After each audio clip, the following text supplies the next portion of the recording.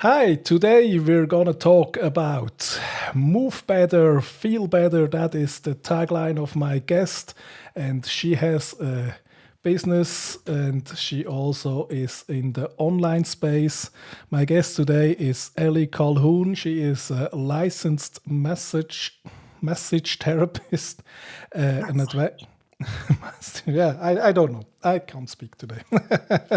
She's an advanced Rossiter practitioner and instructor. She does core movement integration and is a practitioner of that. And I guess she can say it much better than I can. So, hello, Ellie. I already messed up. Firstly, That's thank you all so right. much for coming. And yeah, Thank you for having me. This is great. and you have a special guest in the background. Oh, well, you put it on that. I'm backwards in the camera. Yeah, that's, I don't, I don't, any ideas for a name for this Oh, special little guy? oh, we Put it in lost the we lost the comments because chat. Yeah. sometimes I call him Fred. But yeah, he Okay. doesn't really have a name. He should have a name. And what's wrong with Fred? Nothing's wrong with Or Fred. I Freddy just here? don't think it's the best name. Okay. So Sandy says Joe. Joe. Okay, we have the first suggestion. It's your All right. decision. And Yeah. yeah, Sarah is for Fred. Yeah, okay. I used to Okay. call my kids Freddie. Yeah, They're not Freddy. named Fred. Okay, so I butchered the introduction, but tell us a little bit about what are you doing? So I started off as a massage therapist. So that's the licensed bit. And pretty quickly got into movement because I really feel like it's all about movement. And if you want to feel better, you need to move better.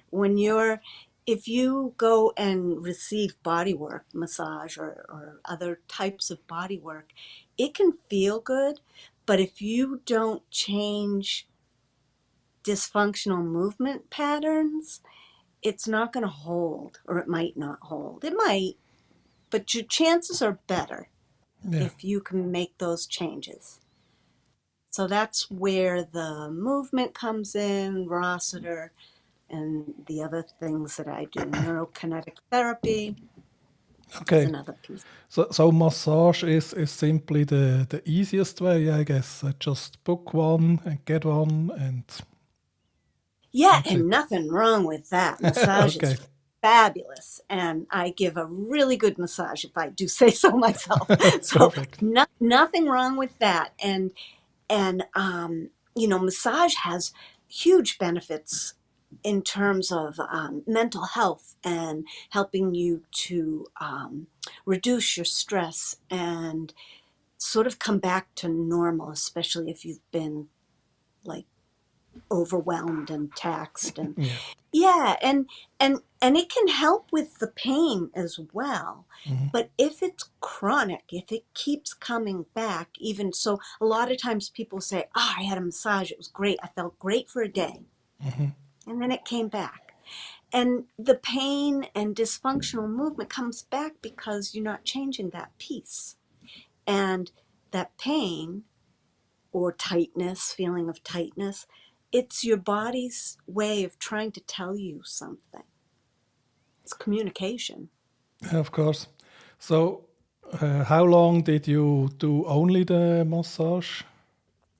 Only for a year or two Okay. because I happened to be at a conference for massage therapists. It's like a regional conference, and there was a guy standing who they have like exhibit halls where they sell a bunch of things, and some people demonstrate their modalities. And this guy had a big pole, and he was standing there. There was a mat, and there was a sign that said, get out of pain in 5 minutes.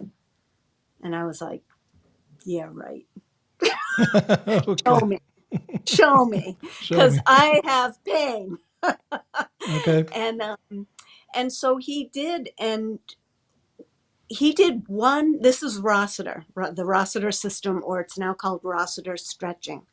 And so what he did is he stepped on my leg in a very safe place with a lot of weight so that it was very intense. And then he directed me through a stretch. So reaching really small, not small, but slowly. Okay. And got up and I walked down the hallway and came back. And that pain was 70% gone. Wow. Okay. It was remarkable. And I had been living with this for over a year. And prior to this, I was teaching in preschool. And so I had to get on the floor, and I couldn't. I couldn't get on the floor with the kids because I couldn't get up again because of Oh, that pain in okay. my leg. So then I was like, well, I need somebody to do this on me. And there was no one in this area. So I went to the website and found a guy who taught. So I went and I learned it. And Okay. it was amazing. So So that's what I okay. So your own pain was the motivator to learn new things and to help other people. Then. always, Okay. always, even going in for massage, learning massage, 50% of the reason behind that was I got to fix me. I got to Okay. figure out what's going on. Why am I in chronic pain? Okay. But then you said you had nobody in your region who did that, and so you learned it. But Rossiter, you can't do it on yourself, I think. Or Not really. not You really. can modify some things, but Okay. I became an instructor. And so Okay. now I can teach other people, and I have colleagues that I have taught, and we get Perfect. together and we do trades. Yeah. So again, it helped yourself then. But that's not the only thing, because you still have to change your pattern of movement or It would be assess your too pattern easy if of movement. not. So Okay. Rossiter, after you have a Rossiter session, they want you to walk, because when you walk, your body and your brain is connecting and it's coordinating and it's helping that change that's happened in your tissues become a part of and incorporated into your movements. So that made me think, well, how are we supposed to walk? What is walking? And I Okay. realized that, there's gait, there's a specific way that humans are sort of meant to walk. Or there's Mhm. actually more than one, but and people study this. And so I decided I needed to know more about how to move better so that I can hold on to the change that happens in my body when I get a session. So it's not just a business; it's a mission for you. It is. It Mhm. is. I really think, it comes right down to when I'm in pain, I, I'm not always very nice. Okay. I get like, and especially if you Okay. have kids and they're bugging you and you can't, and you're just trying to keep yourself from having too much pain, and you're holding it all together, snapping at kids or being a little aggressive on the road when you're not supposed to be, those Okay. kinds of things. And But you when I'm, seem to be such a nice person. It's well, unimaginable. Okay, um, but Kelly she totally relates. Okay. yeah. And I think that if people didn't have chronic pain, they would be nicer. I think the world can be a kinder place. Mm, yeah. Okay. I know that I'm in a better place, and I'm more able to tolerate minor inconveniences and behavior from children and that's sort of much better when I'm not also holding on to this pain stuff. Okay. And I think I can feel that the calm and joy you are sending out. Thank you. Yeah. Okay. And for how long did you work now in that business?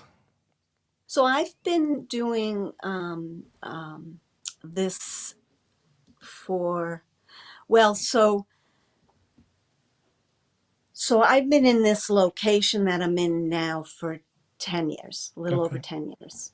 So I've been a massage therapist for 12, 13 years. And always learning, always learning. I never, seems like there's always more to learn so that I can help my my people. Yeah, So it's the driving force always for you to get even better yeah, techniques and yeah. yeah. Learning anatomy, it's amazing, and it's so helpful in learning about how people move and and then the core movement is, I'm really observant about how people move now. And I can't even put it into words. I just look at how somebody's standing and I can tell where work needs to happen. Okay. I think the most awkward way of moving we have or walking is if we go and buy new shoes. Then it's always an awkward Yeah, walking there. yeah. The feet thing is, we have our feet. I'm going to get on my soapbox now. Yes. Our feet have, and I don't hold on to numbers, so I'm not going to tell you how many or anything like that, but there's an incredible number of sensory nerves on the bottoms of our feet, and those nerves are meant to be able to tell how we're stepping on the ground and what's under our feet, and being able to adjust if you're stepping on a root, or if you're, there's rocks under your feet and all of that stuff. And we put our feet in these boxes, in these shoes, and sometimes they're hard shoes.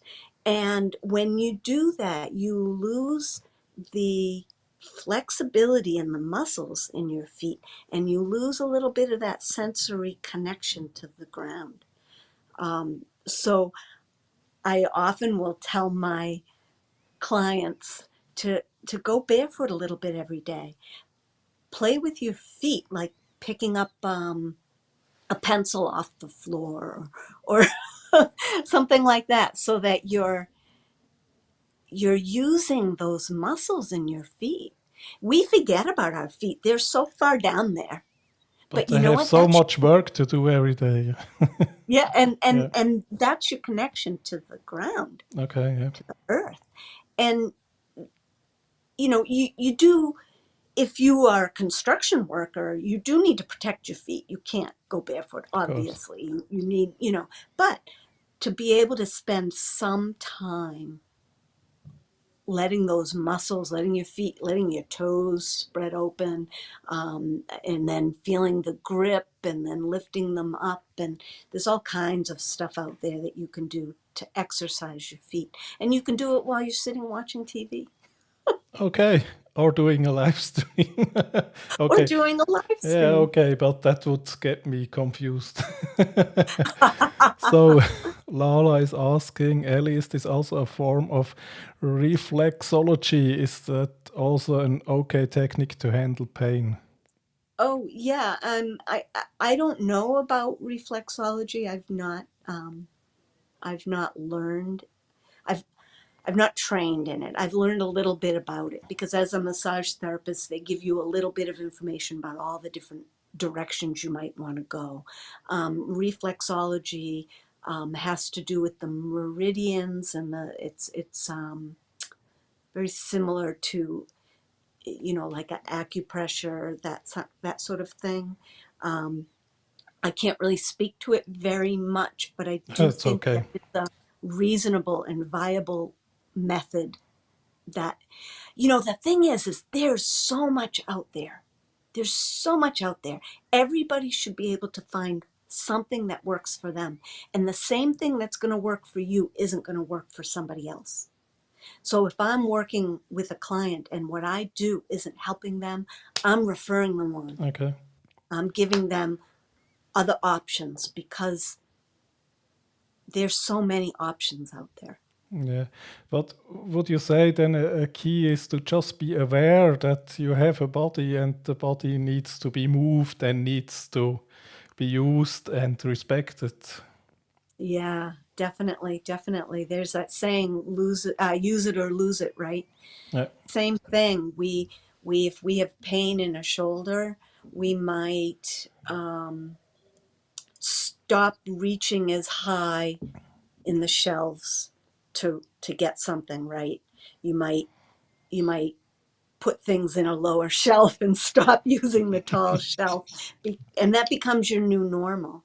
And so if you're not using that joint to its full capacity, then you can't use that joint to its full capacity. So here's the thing, is people are afraid of pain. Rightly so, because sometimes it means something is really wrong. But sometimes it's just communication. It's just your body. So if I have pain now somewhere, I'm curious about it. I don't get all like, oh, I gotta, I just get curious and I start moving. And maybe I'm moving my shoulder and I'm moving it connected to my whole body and see, well, that feels okay. But what if I go this way? Oh, that hurts. And, I play around and I move with it, but I encourage my body to move through that restriction. So if you've really have a acute injury, go get it checked out because there might be something wrong. It just might be. But don't assume that, oh, now I need shoulder surgery. You might not. And it's worth it in my mind. I would like to avoid surgery forever. And so it's worth it in my mind to investigate the other options out there to work through an issue, not stick with my new normal of I'm not lifting my arm anymore. Yeah, that's a common trap, I think, because you get used to it and maybe you Yeah, don't even realize that you avoid it. yeah, it's Okay. true. It's true. So I think what I want people to know is that if you have a feeling of tightness or pain, be curious about it. Mm. Don't jump to conclusions. You can work through that tightness without injuring yourself or get help from somebody who can help you through that. Don't just assume that you're going to need, rotator cuff surgery or anything like that. You might. Yeah, of We don't course. know. I don't know. I can't Just diagnose that. uh, uh, see what your options are first. Yeah. Yeah. So here's the thing. If you have pain, you know, think about the pain of if you put your hand on a hot stove, right? That is danger. Your brain knows it, right? The reflex to come away from that is really strong. Your brain knows that's danger. But stepping on a rock funny in your foot might give you pain, but it might not necessarily be danger, right? So we kind of know. We do know. And I think that we are brilliant if we can connect our brain to our body and find that inner wisdom. We have an inner wisdom, but we've lost touch with that. Yeah. We have to listen to the body. Yeah. Yeah. Yeah. Then Sarah likes to know what's your take on Rolfing and Alexander? Okay, so Rolfing is really, I went through the 10 sessions of Rolfing a long time ago, even before I became a massage therapist. Um, and it's it's a good, well thought out, developed practice by a brilliant woman, and it's been going on for a long time. So Rolfing, I think, is great. Um, Actually, the Rossiter stretching comes from Rolfing. So it's also considered structural integration. And the difference between Rolfing and Rossiter has to do with the practitioner. So Rolfing is really hard on a practitioner's thumbs and elbows and stuff because they're really getting in very deep and working on connective tissue like ligaments and the fascia and that sort of thing. But they go in very deep, and it's very hard on, at least my understanding is it's very hard on them. Rossiter was developed to protect the practitioner. So when I do a Rossiter on somebody, I'm using really good body mechanics. I'm standing up. I've got a lot of leverage. I'm using my weight of my body on a person. And when they move, they're being active. So with Rolfing, they're passive. You're just there and they're digging in. Whereas Rossiter, the client moves. And when you move, if you're got your fingers in here, right? And if you move, your fingers can sink down just a little deeper, right? So when a client is moving and I'm putting my weight on their arm, then it's making change in the tissue all along the line. And so I think it's more powerful because of the client's movement. But also, when the client is moving, their brain is engaged. So they're also learning, I think. Yes, That's my thing. that's really fascinating. So, Now, what was the yeah. other thing that Sarah asked about? Oh, Oh, Alexander technique. Alexander. Yeah. Yeah, so Alexander technique is another one. So the core movement integration that I do is based on Feldenkrais. And I don't know if anyone's heard of Feldenkrais, but it's a movement therapy. Alexander technique is also a movement therapy. And I've done a little bit of that. And I think it's valid. I think it's very good. They target performers, people who are on stage and need to look, and keep their and people who are musicians or that sort of thing. But I like Feldenkrais and core movement better because it's continual movement and it's exploring mindful movement. So you're moving and you're feeling that movement within as you move. So like, does my head go this way? Does it go that way? Does it go that way? And so it's continual, whereas Alexander technique, I think, is a little more static, but I'm not sure. Okay. Just by watching you, I want to move.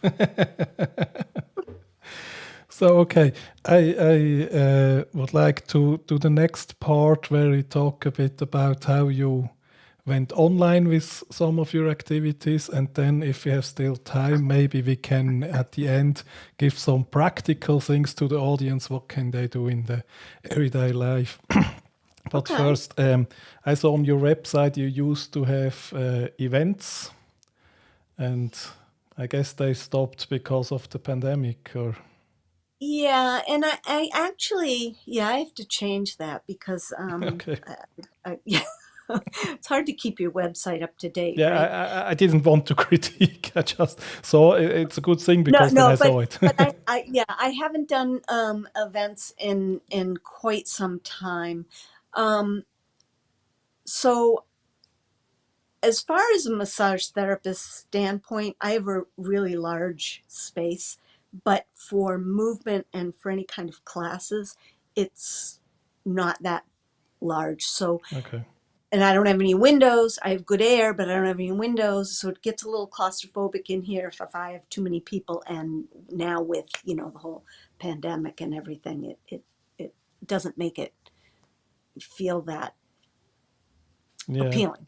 And was So that the reason that you said, okay, I go online and then you started live streaming, or what's the story there? yeah, so what is the story there? um, so initially I saw live streaming or just videos, YouTube videos, as being a good marketing tool to reach people. So if I could do some videos and then share it on Facebook in some of the local organizations or groups, then people would get a chance to see a little bit about me and how I work and how I talk and decide if they like me or not, and then they could come in. So it was really initially to sort of drive this my local business. Yeah, that's a good reason.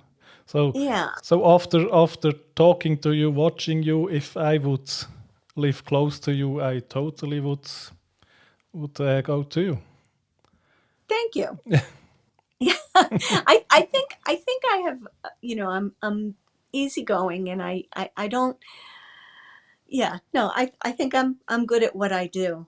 But the other piece about YouTube, and so what happened is in March of this year I decided that I was just going to do it. I decided like the last day of February. I said, I'm going to do a video every single day in March. And it was Move More in March. So every day I did a little video, and they were all videos with a tiny bit of editing. So they weren't any lives. And it was fun. I was having fun with it, but it was a lot of work. Every single day I had to come up with something. And I didn't really have a lot of planning because I only decided it like the last day of February.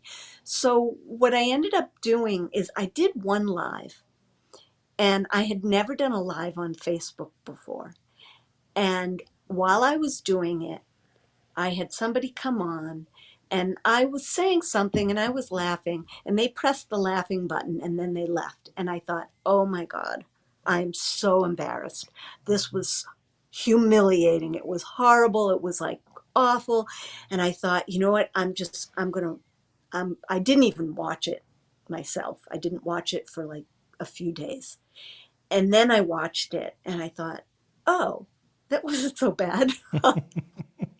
But what it made me think is I want to learn about live streaming. And Susan Chakowski is a friend of mine, and she told me about Lita in April. So after doing a video every day in March and uploading it onto YouTube and trying to edit it and it's really low key. It's all done on my phone, the whole thing. I then went and I did April Lita and met a bunch of great people. I love that it helped me to feel more confident about speaking in the moment without having to plan what I want to say. And in May or June, I ended up being a guest on somebody's podcast. And it was so much fun. And it was aired in September. And it sounds great. And I thought I wouldn't have been able to do that if I hadn't gone through Lita. So I did Lita again in August. And now I'm starting to gather some gear so that I can use a camera and my computer instead of the phone, and I have a microphone. So now and I don't know why I'm doing this. Okay. Because the learning curve for me is so steep, and it feels like so much to know. Yeah, But but you're already doing pretty fantastic. So I'm Of course, doing with something. no, I mean, of course, with a better camera and better microphone, you will get a little bit better quality. But you already have the phone that's much better than a webcam. It looks good, Yeah, it sounds good.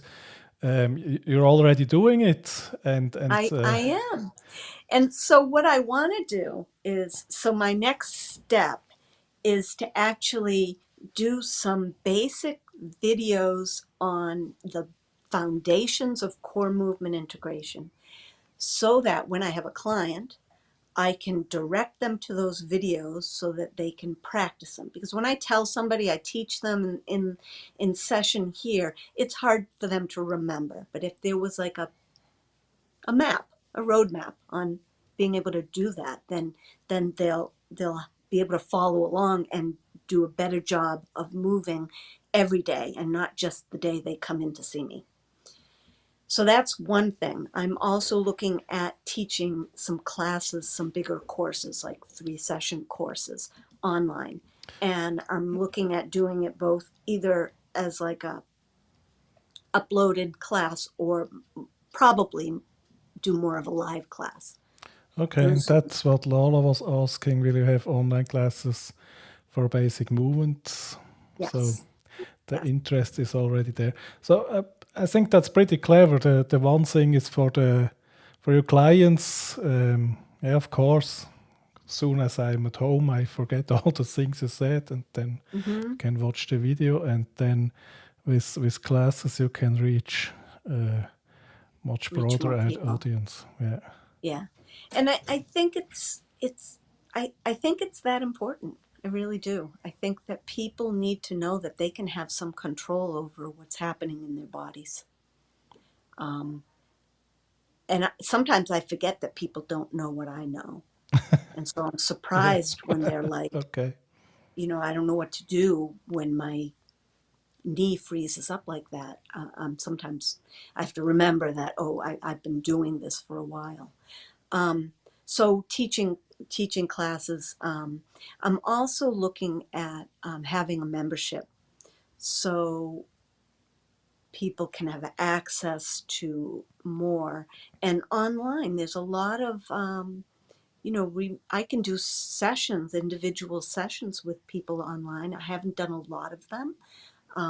Some people I'm in touch with, and I know some of my colleagues that are colleagues online.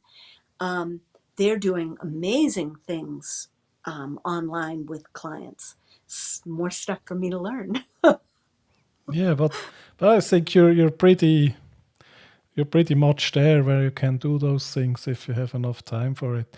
So I saw some of your live streams, and you're also doing it practical. So you point the camera at the floor and show some things, and Mm-hmm. yeah, Mm-hmm. and Yep. you explain it really well. I think it really works. You just have to take the next steps, and I think the gear is a small thing in the puzzle there. It it is. It is. And that's yeah, there's I just have to do it. Yeah, It'll get there. It'll get there. and today you did a little live on Facebook, and that was on your public page. By the way, the links for the website and for the Facebook page is in the description down there. And the live you did today was yeah, it was a bit personal, and you talked about your day and things like that. I think that's also a very powerful thing to do. Yeah, I think that people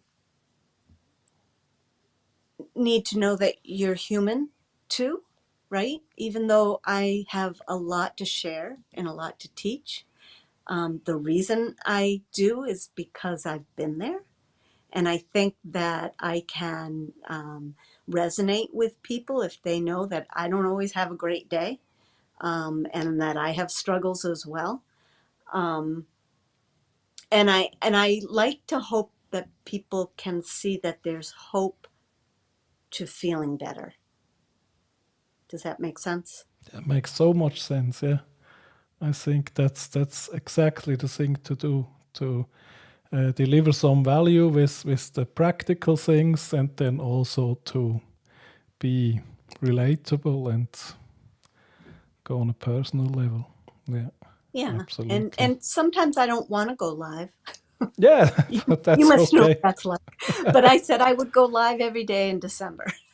Okay, and I don't know why I said that, but I did. okay, and so far you did it. So far I've done it. Okay, And actually I think that there was a day that I thought to myself, why am I spending this time doing this? And that night I received a comment on my most recent live from someone who said that they look forward to these every single morning and that it makes her feel better. And I thought, oh, that's fantastic. If I can help one person, why not? Why not put yeah, myself out there and do that? yeah, that's so great. And if you have one person with that comment, it's pretty likely there are other persons who don't write comments, and you reach them too. Yeah, yeah, Yeah, yeah, yeah. The and hard part for me is mhm. to announce when I'm going to go live so that I have an audience because I'm a little bit scared. Okay, But then if I don't announce it, I don't have an audience, and then it's harder. and it gets you the chance to not do it because you didn't announce it. Right, right, Yeah, okay. right. It's a commitment thing. Oh, you taught me, Marcus. Yeah, it's those little tricks we can make ourselves do things. Then Right, right, and right. what are you scared of then? You know what? I'm not really sure. That's a good question. I think that I feel like I should know even more. I think I'm a little afraid of somebody calling me out and saying, "You don't know what you're talking about." The trolls, maybe. I don't know. Yeah, and the more people you reach, the more likely is that someone will do that. But Yeah. okay. Yeah. Yeah, what was it? Somebody recently said they had their first troll and they felt like, yay, they made it. They made it. Yeah, If you have somebody yeah, because trolling you, then you've made it. that's absolutely one way to look at it, and I can't participate in that discussion because I haven't had yet one. Uh-huh. But yeah, it's maybe it's a very human thing to 10 or 20 people saying you are doing great, and then comes one person and say, yeah, but you don't know what you're speaking of, and it hits your fears and you forget all those other people. Yeah, it's true. It's true. And I'm always reminding myself of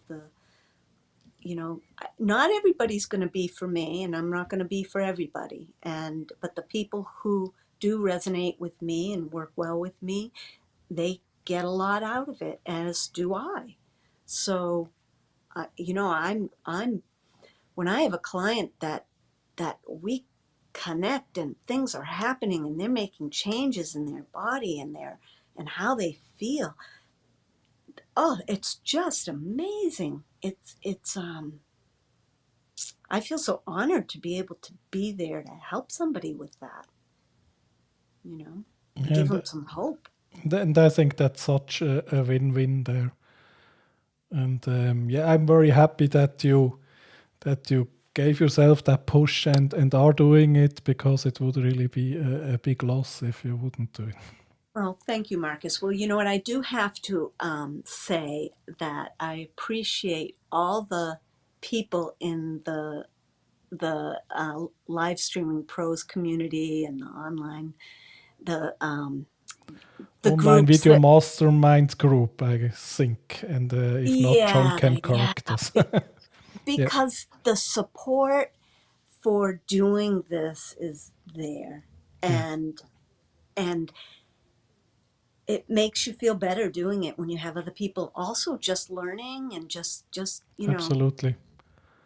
we're Yeah. just trying to get our message out there. And the reason I'm doing this is because people in these communities told me they want to see me. And And after you believing it, I said, okay, then let's do it. yeah, and you're building a brand. You're you're interviewer. Yeah, and it's just it's really a big. For me, it's really fun, but then it's also about learning new things and learning things I can use in my everyday life.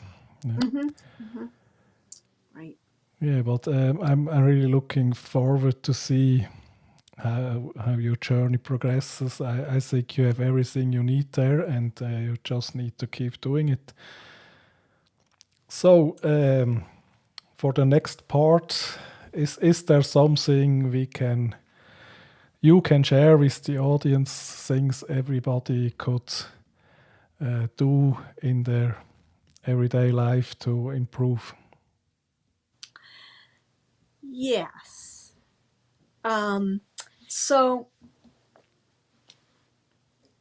let me move back a little bit so you can see a little bit. What I think that people can do is connect and become more aware of their body in space.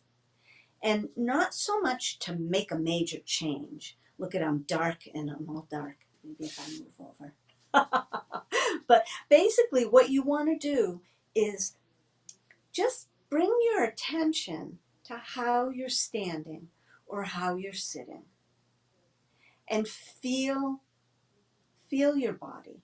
And whenever you get a moment to do that, take a breath and exhale and feel how your feet are touching the floor.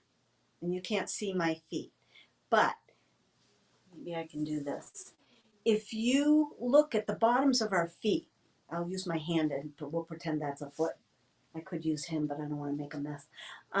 So at the base of your big toe and the base of your baby toe, and just in front of your heel are three main points to your feet. And it's a tripod. And when you're standing, you should be able to, or ideally, optimally, you would feel that tripod under your feet. So it's easier to do if you're barefoot, but you can do this with your shoes on. But feel for those 3 points on both feet. So if you're waiting in line at the store or you're sitting somewhere and you're on the computer and you're taking your 1 minute breath break, I talk about that in my December videos. Taking a 1 minute breath break, just inhale and exhale. It'll help you connect. So you're feeling that tripod with your feet and play around with it. If you go to one side, you'll notice there's a shift in your feet. If you bring your hips to the other side, there's a shift in your feet.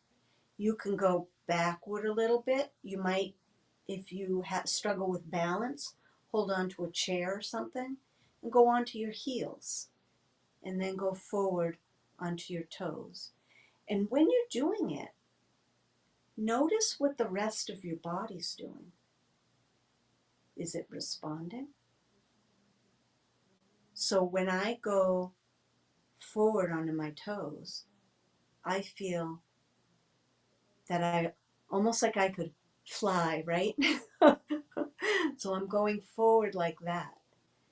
And if I go back on my heels, then my my body has to respond so that I stand upright. So those are actually two of the pathways of movement. So I think my biggest thing for you all is to just be aware of your body in space. Be aware of what's going on and how you feel and why.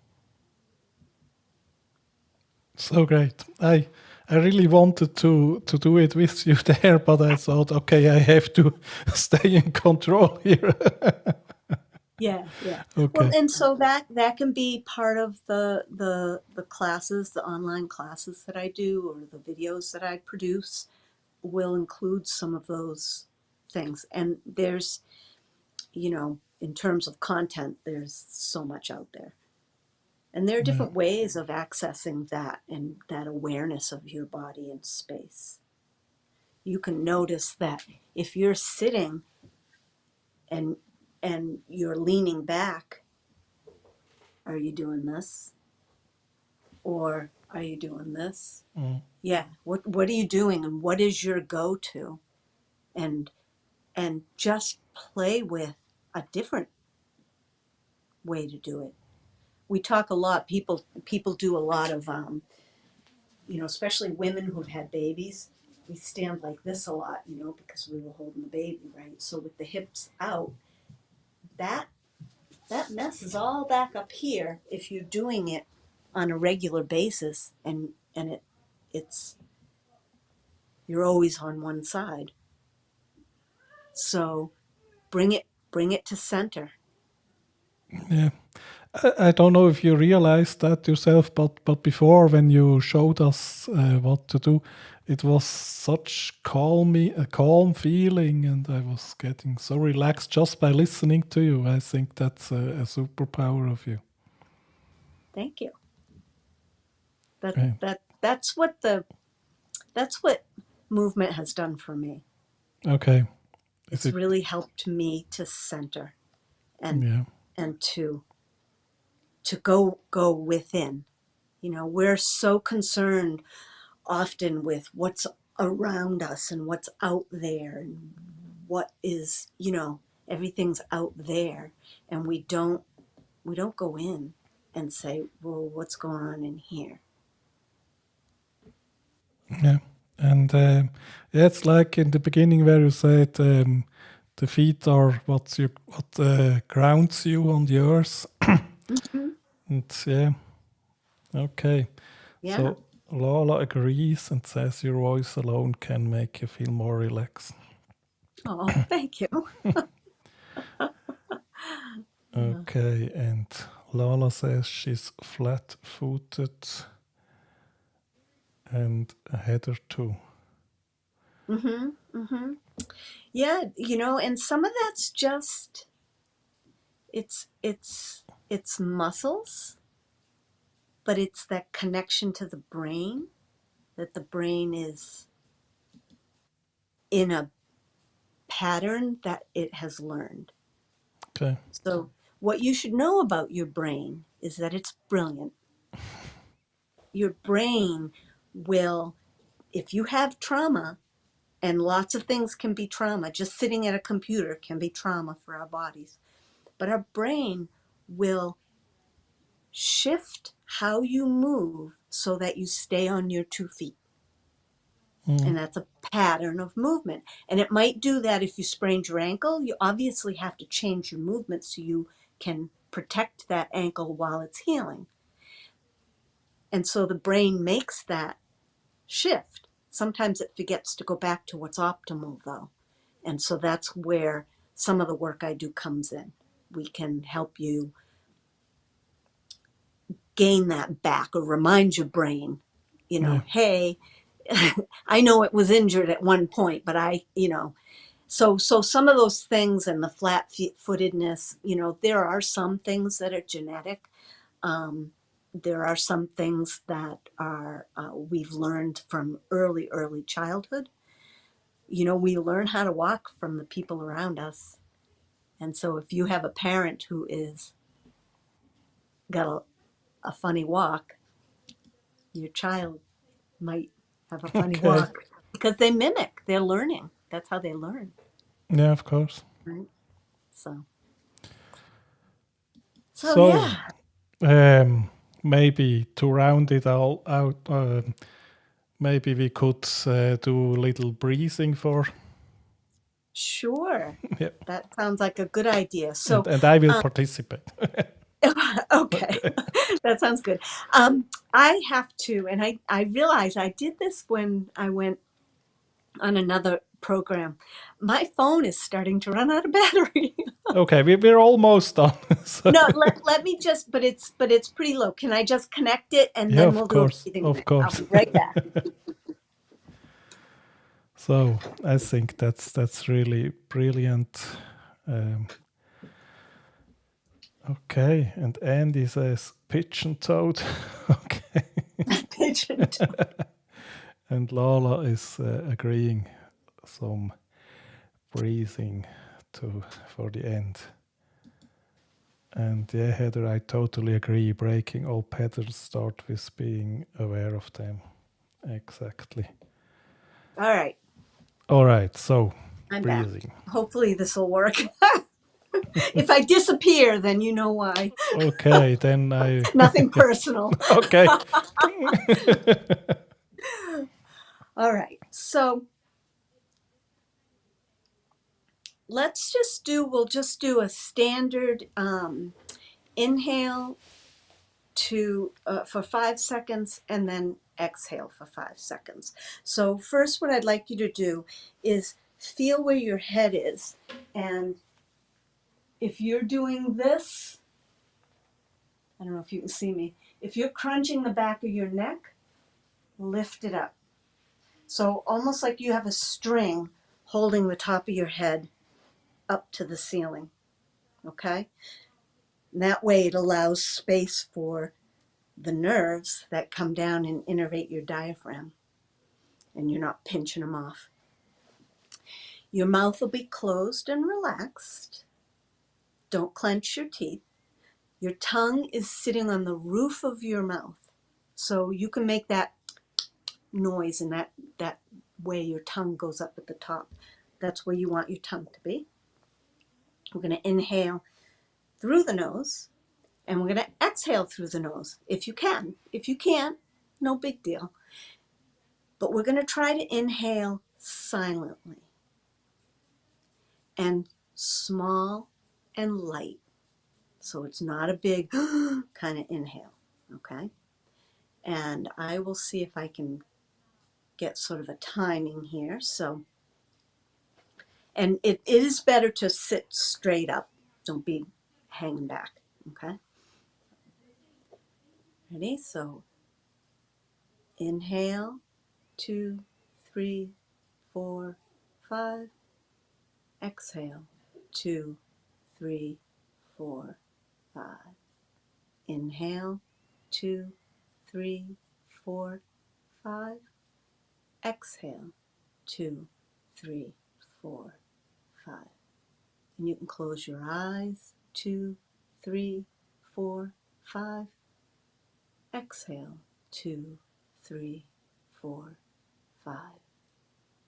Inhale, 2, 3, 4, 5. And exhale, 2, 3, 4, 5. Inhale, 2, 3, 4, 5. And as you exhale, just feel that deflating of a balloon. And inhale again. And I probably took us off our timer. Out, 2, 3, 4, 5. And inhale, 2, 3, 4, 5. And exhale, 2, 3, 4, 5. Inhale, 2, 3, 4, 5. Exhale, 2. And as you're doing this, you want to try to make your movements in your body really still. I think we're on the exhale. 2, 3, 4, 5. Inhale, 2, 3, 4, 5. And exhale, 2, 3, 4, 5. How's that? Perfect. How do you feel? Perfect. Totally relaxed. So we just wait if someone in the chat also has to. But yeah, that was so relaxing. Yeah, It's amazing, isn't it? yeah, that's something we could really easy do each day. Yeah, yeah. I've been doing this for 10 minutes before I go to bed at night. So I don't lie down to do it because I'll just fall asleep. I just sit up and I do that. And then it helps me. I feel like I'm getting better sleep at night. Yeah. Yeah, that was really fantastic. Thank you so much. You're welcome. And yeah, I guess now that we're all totally relaxed, I say until next week, and we will have Sandy Thompson here. That will be very interesting. And yeah, now I can Thank you. go relax to the rest of the evening. Thank you so much, Ellie. Thank you all Thank for you. watching. And Good show. And okay, thanks all. bye.